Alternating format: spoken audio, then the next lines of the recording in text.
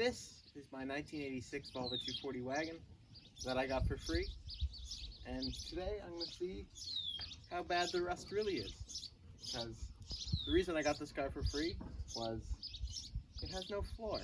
Well, allegedly has no floor. We're going to see how much floor it really has.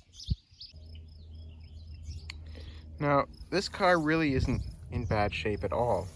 It's only got, well, around 155,000 kilometers on it.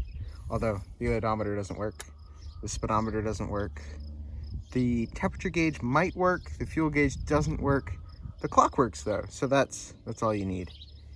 The interior is in beautiful shape. It just got brand new door cards on both sides. The carpets are in good shape. A little bit of the rust I was talking about here, and same thing on the other side, but you know, for a 1986, it's in beautiful shape. It's got an aftermarket head unit. The back already started taking a little bit out because there was some ants, but the upholstery is in beautiful condition, and overall the whole body is in pretty great shape on both sides. But yeah, this seat is a little bit tilted, and if you look underneath the car, not a whole lot of promising floor, but we'll see what's there and what isn't. I'm going to start with removing this rear seat. It's got one pin here, same pin on the other side, and I'm pretty sure it just tapped out. Now this is my first time ever working on one of these cars, so be a learning experience. And that pops out. Look at the other one.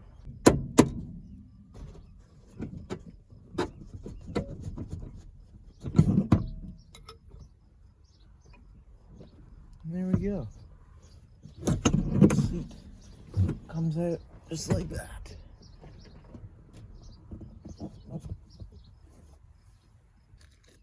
Now, as I expect to have quite a long journey ahead of me, it's going to be really helpful to take all my components and put them in plastic bags and label them. That way, I know where everything goes. So yeah, now we can have a little better look, I think, at the floor. Maybe.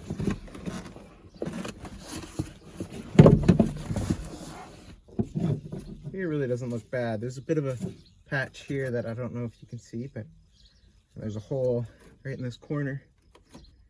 But all in all, it doesn't look too bad. Next, I'll take the front seats out.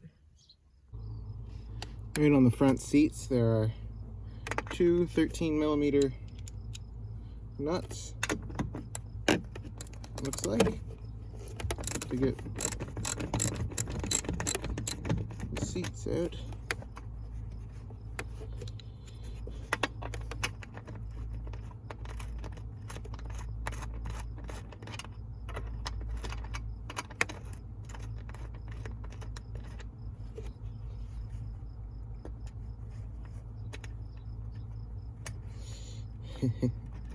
Tight spot.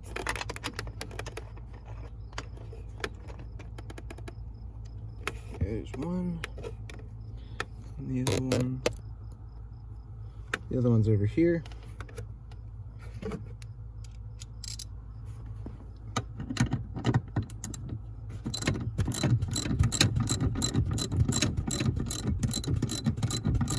One is practically loose already.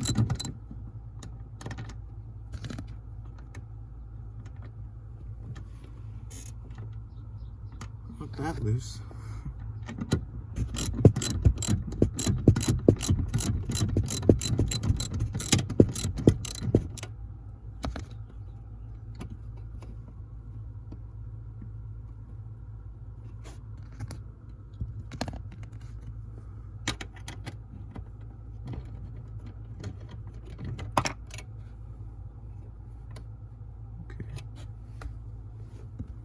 bolt fell through, so that'll be fun.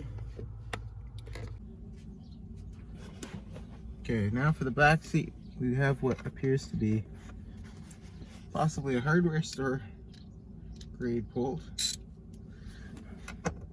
Not the original Volvo, but it's nice and loose. So far, so good.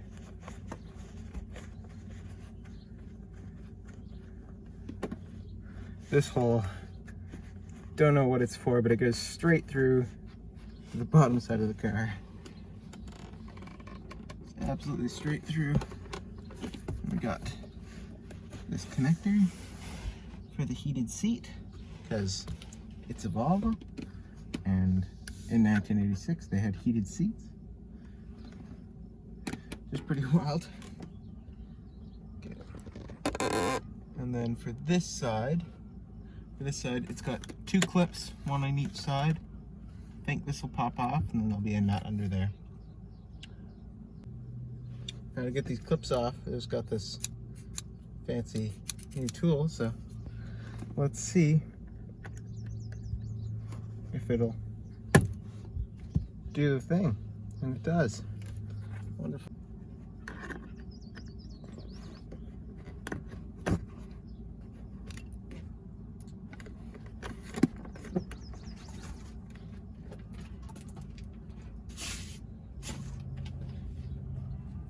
Now with both clips out, this should pop right off, just like that. And then we got another 13mm bolt that again is loose.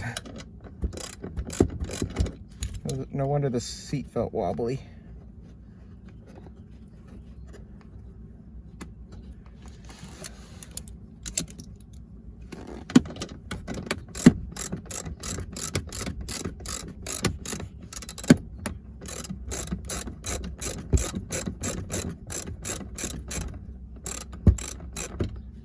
Okay, there we go. Now the seat should just lift out. So I'm going to try to lift the seat out.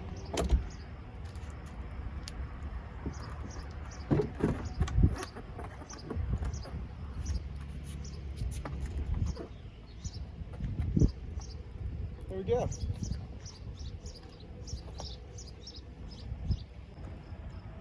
Okay, now to take the other seat out. Same process, I'll come back when that's finished. Now that both front seats are out, this one put up a lot of fight because these two studs, I guess, came out. That one stayed. That one fell into the car. That one came out and that one came out. I had to use the impact because they were not coming out otherwise. Now I have to take the center console out, figure out how that comes out. And then this carpet, this section of carpet that goes from back here all the way up to there can lift out. And then I'll work on all this other stuff. I'll come back once I figure out how to take that out. Okay, so this is just held in with a screw on that side and a screw on that side. Then it pops up. Okay, now with the center console out and the trims that go there and there all the way around, they sort of cut that. You pop them up. They're just held in with clips.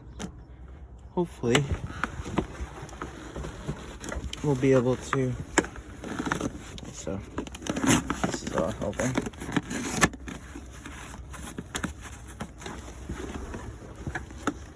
We'll be able to see how bad the rust is. Quite dusty.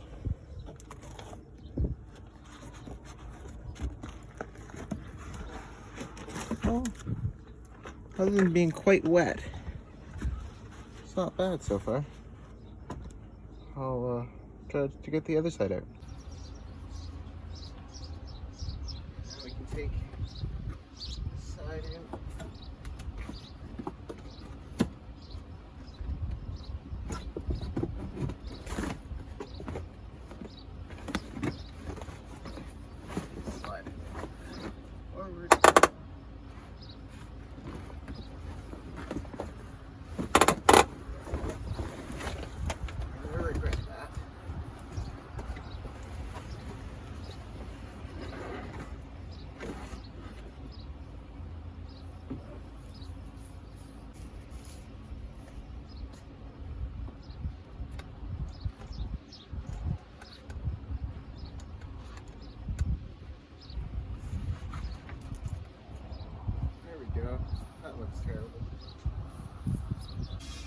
Okay. With those mats out, this is there. Those mats are extremely heavy.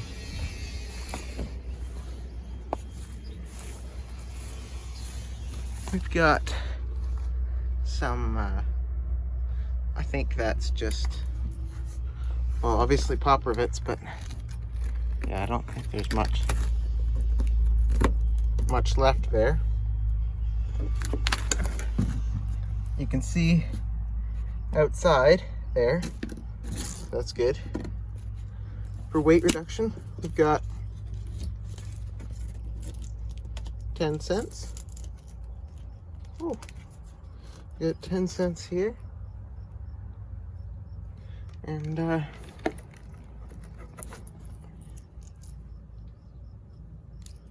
35 another. So we've been paid 45 cents. Pretty good, pretty good. But that side doesn't look too bad so far. Anyways, still have to take that front carpet out, but there's a little spot down there where I can see through, and then all of that. But yeah, it's rusty for sure, but a lot better than I was expecting. Yeah, I'll keep going on. So upon further inspection, I don't know if you can see, but that moves quite a bit. So that's all gone. So we'll have to cut that out. That's where that seat mounts. That's why the seat was feeling low. Oh, we got mouse nestage, and you can't see it all because the door, but yeah, that's all. That needs to be replaced. It's just crumbled.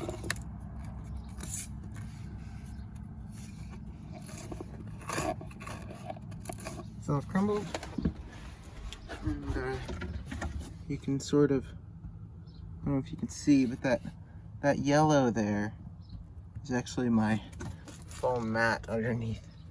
So you can see, yeah, there you go. So that needs to be, this sound deadening needs to come off, and we'll have to pick away. There's some more outside,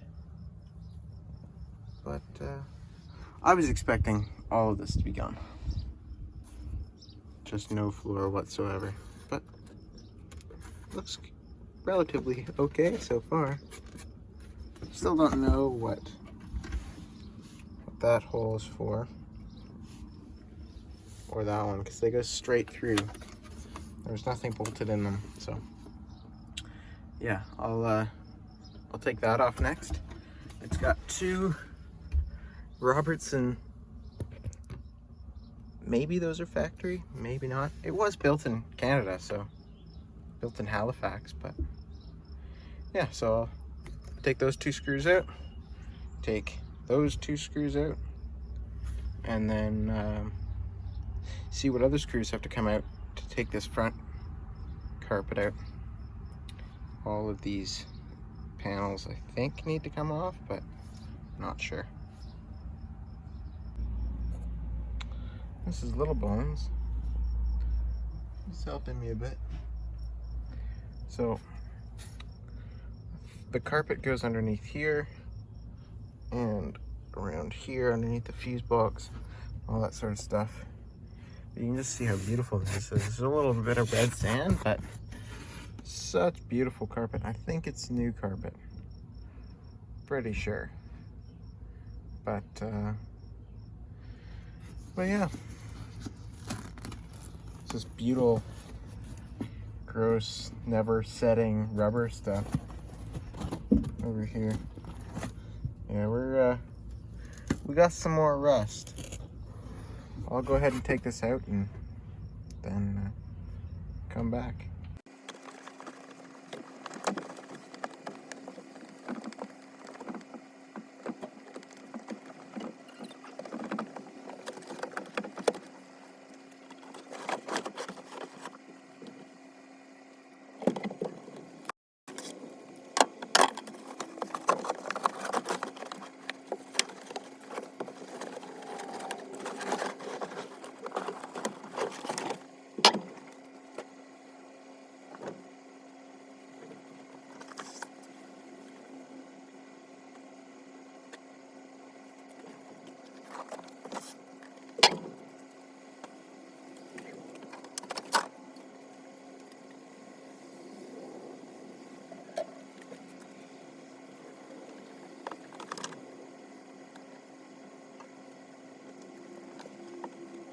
So it looks like this has been, this gray piece is supposed to come out like the other side. There's a little indent that it covers.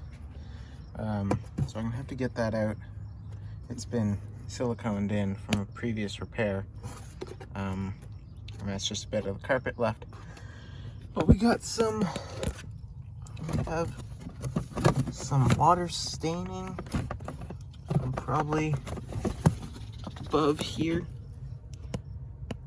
Yeah, there's some, I don't know, we'll have to test with some water, but looks like the water comes from up above.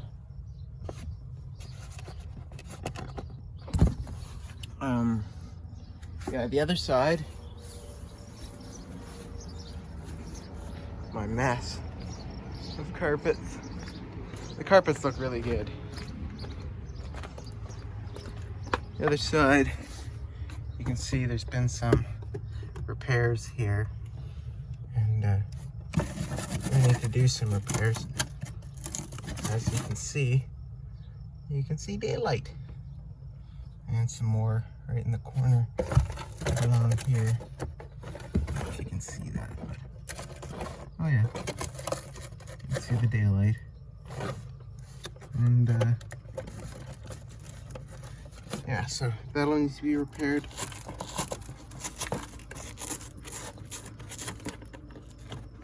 That stuff needs to be taken out.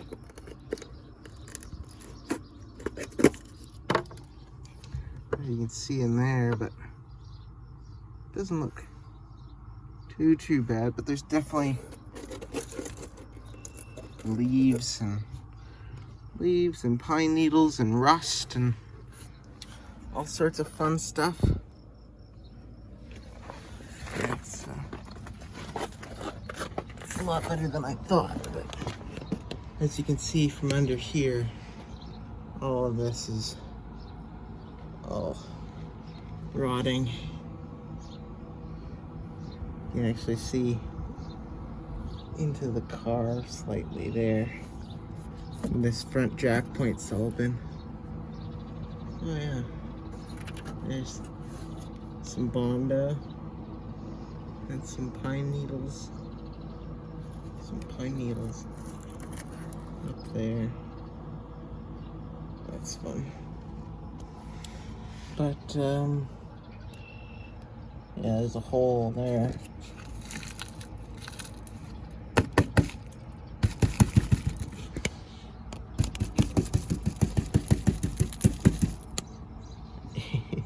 It's raining rust. But yeah, it's a lot better than I thought, believe it or not. So after some cleaning, the rust is worse than it looked, but still much better than I thought. I thought all this was gonna be gone. I'll have to cut out this. This is a previous patch that has started to rust again. Same with this down here. And on the back, we got rot through here and a little in that back corner, but still got a little more. I gotta chip this black stuff off, and then I have to do the other half. Got the back seat out, and everything out there, and yeah, it doesn't look too bad back there. Yeah, back here doesn't look too bad. All this is pretty nice. A little bit of rot here that might turn into something. That's a factory hole. And that's another factory hole where 1980s emissions regulations. The gas tank drain for the filler cap, which is here. If you overfill that, it drains through this little tube directly on the ground. Very environmentally friendly. But yeah, you can tell that it's a PEI car. It lived on a dirt road, but I think all in all, it looks pretty good. I'm suspecting that there's going to be about the same amount of rust as in that corner, and then underneath this hump, this sort of tunnel right here, I think is all gone, or has been sort of patched in. As you can see there, there's all sorts of rot there, and a little bit there, but yeah, all in all, looks pretty good. That's what I've gotten to so far today.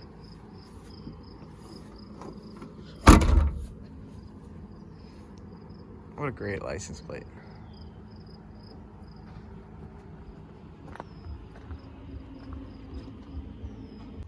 So it's been a couple days. I've done a little bit of work on the Volvo, and it's by no means close, but I've got a lot of the sound deadening taken out on the driver's side, and yeah, there's more rust than there was before. Well, there isn't more rust than there was before, but we can see it now. Hey, Juniper. Sorry for the shaky cam, but here's the all the sound deadening like that is gone. It took a while. So we got holes. This inner rocker is pretty bad, and I still have to do something with that. Taking all this stuff out. That is bad. There's a patch that I need to drill the rivets that it was installed with. As you can see from the red sand on the ground, there's been a lot of red sand coming off this car. Like, a lot. We've got, so there was a patch here that I took off. You can see the rivets still there, and this was all coated with a thick layer, about that thick, with that stuff that was pretty much everywhere. So this patch panel needs to come off because there's a hole there. There's a bit of a hole in that outrigger there, and then again, just the many holes on that side. That patch needs to come off. That patch needs to come off, and I don't know if you can see, but that little spot of light is a hole in the floor, so that'll need to be addressed. But at this stage, I'm just cleaning everything up. I need to get under here and pressure wash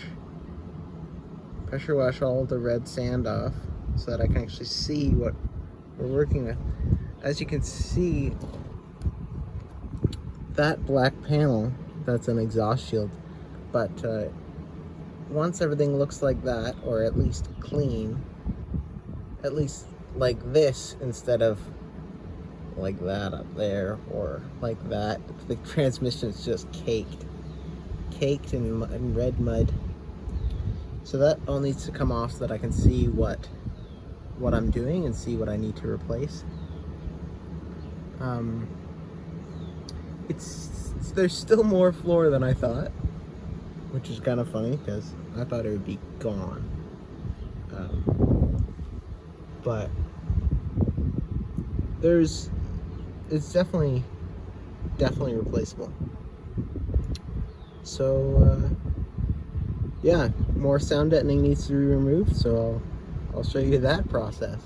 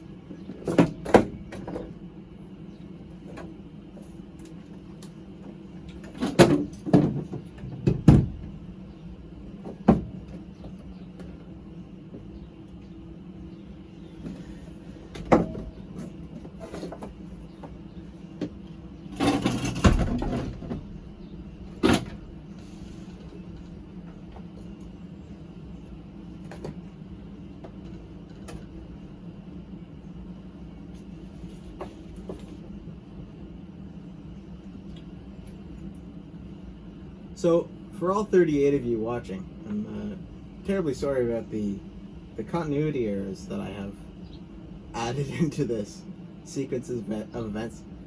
As you may or may not have seen, I don't think I filmed it, but I took all the interior out. Started getting rid of the sound deadening. This gray stuff is sound deadening, and it makes a big difference, and I will be putting sound deadening back in, but until all the floor is patched and everything's painted, I'll be painting all of this probably a flat black, just because it's all going to be covered by carpet. You'll never see it, but it'll just help with the corrosion inhibitants, if that's a word. It'll just stop rust. I'll paint it with a rust paint, and that'll help prolong its life, even though, you know, this paint's lasted for 40 years, which is pretty good. So yeah, this is the long, painstaking process of removing this sound deadening. For anyone who hasn't had the pleasure of working with this stuff, this stuff right here is butyl tape, and it's this rubber that never hardens, and it's just a mess. But you know, pretty much all the wires in this car are held down with it, because, you know, it never sets and it would never crack and all that sort of stuff. So it's great for the purpose that they're using it for, but for my purpose, it's not so great. But yeah, so probably figure out how to time lapse this, and yeah.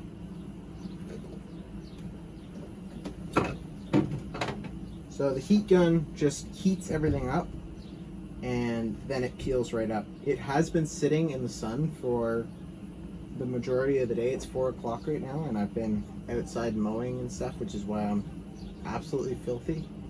But yeah, so all of this stuff will come up hopefully pretty easily with the heat gun, and a wood chisel that I've sharpened, and a putty knife that I've also sharpened. So hopefully it'll come off like that side did, which was relatively easily. So here we go.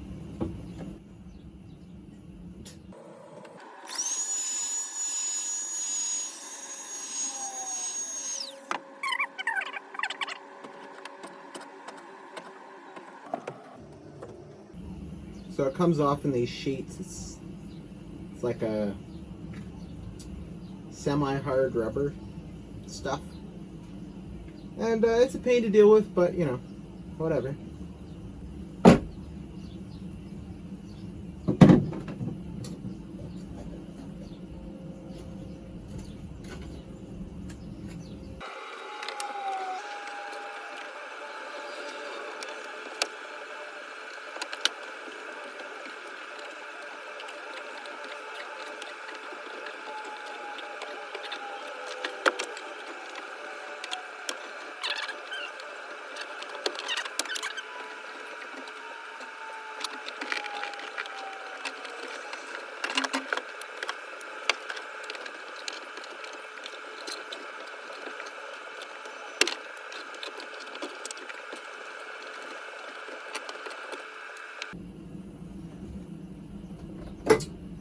Okay, with all that off, now I just have to do this. And then got some in here that I need to take off. That footwell, under the rear seats, or under where the rear seats would be. And then I should have full access to the floor. I still have to figure out whether or not I'm going to buy floor pans for this, or make them out of sheet metal. It's very very interesting. This Volvo is not rotten in the same ways as I've seen some of the other Volvos rot. Usually they start from the center. I don't know if you can see this, but there's plugs in the floor, and they start from the plugs and work their way outwards. However, this one sort of started from the pinch welds, probably from all of the PEI red dirt just trapping moisture, because it's spent its whole life in the Maritimes anyways. So yeah, I'll readjust the camera and then I'll do this one.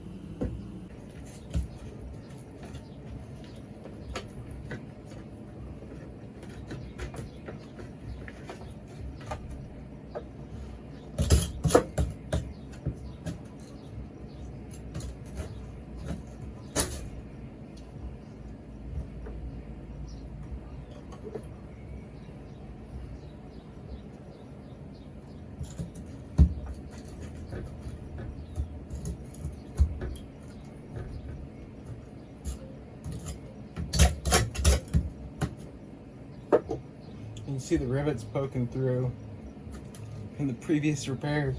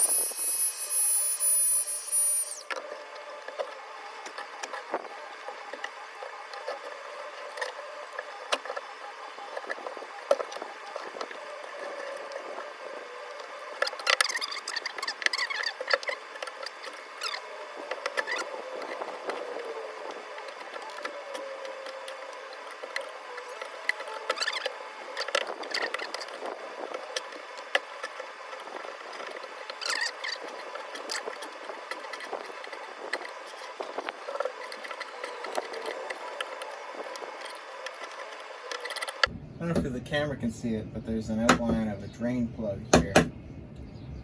It's not really a drain plug because it's seam sealed in and it's under sound deadening and all that sort of stuff, so you literally never drain water out of it. But it's just for whatever they used it for in the factory, painting or something like that. Just making the floor more complicated, honestly. I don't fully understand why they do that all the time, but you know, that's what they do for mass production. They put these plugs in all over the place. There's plugs in the rockers, the plugs in the rockers are nice, but the plugs in the floor usually where what rots these things out, because there's a rubber and foam floor mat that goes right underneath the carpet that sits here that I took out, and I think I showed you guys, but that if there's any water that gets in through anything, it just soaks it up and holds onto it. And then a little tiny bit of water finds a corner of this or something like that, and then starts some rust, and that's pretty much it. And then all of this will become rusty, like this is. This side's not as bad back here as that side, but it's a little bit worse up here.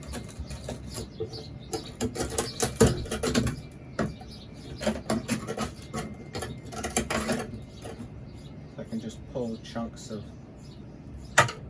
floor out, but it has made for a convenient waste disposal hole in the floor.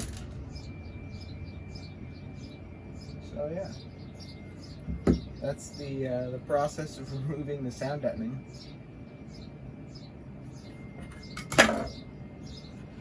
So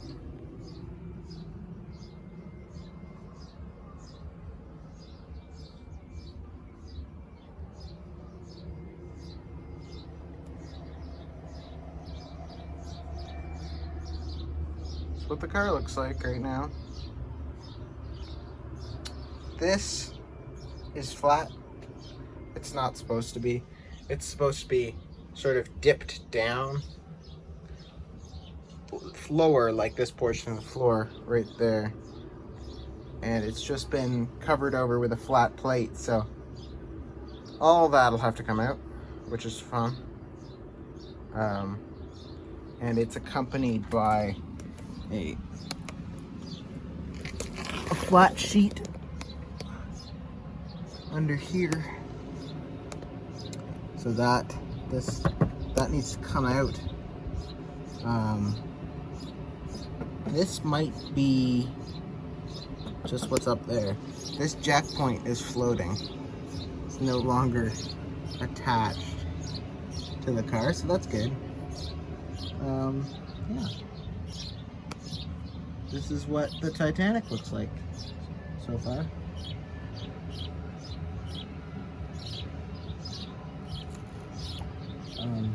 Yeah. 40 years of